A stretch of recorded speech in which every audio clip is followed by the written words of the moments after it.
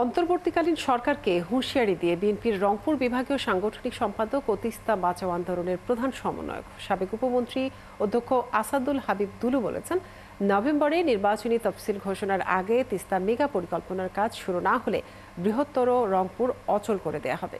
বৃহস্পতিবার লালমনিরহাট হাতীবান্ধ উপজেলায় তিস্তা বাঁচাও আন্দোলনের ডাকে মহাপরিকল্পনা দ্রুত বাস্তবায়নের দাবিতে গণপদযাত্রা শেষে হাতীবান্ধা সরকারি এস উচ্চ বিদ্যালয়ের মাঠে এক গণসভায় তিনি এসব কথা বলেন।